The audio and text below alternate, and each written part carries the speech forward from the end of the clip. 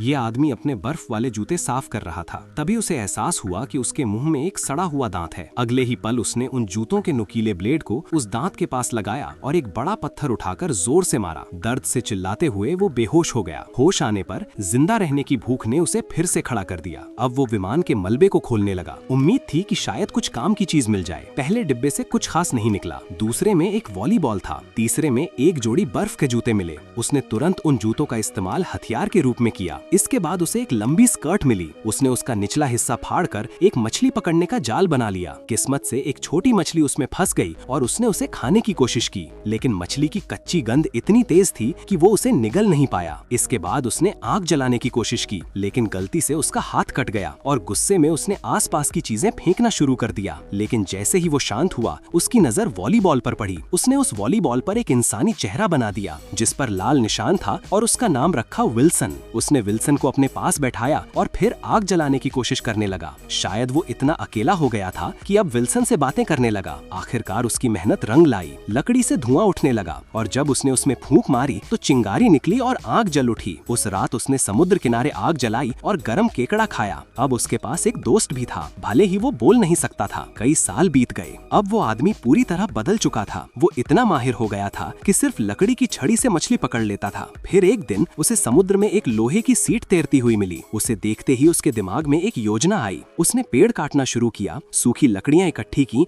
और पेड़ों की छाल से रस्सियां बना ली। यहाँ तक कि उसने पुराने वीडियो टेप्स फाड़कर भी लंबी रस्सियां बनाई, लेकिन फिर भी रस्सी कम पड़ गई। अब उसने विल्सन की ओर ऐसे देखा जैसे किसी पुराने दोस्त से बहस कर रहा हो। आखिरकार वो पहाड़ पर चढ़ गया और उस रस्सी को उतार लाया जिससे वो पहली बार इस दुनिया को छोड़ने वाला था। जाने से पहले उसने विल्सन को अच्छे से सजाया, पत्थर की दीवार पर अलविदा संदेश लिखा और फिर विल्सन को नाव के आगे बांध दिया। उसने वो अकेला पार्सल भी अपने साथ रखा जिसे उसने कभी खोला ही नहीं था।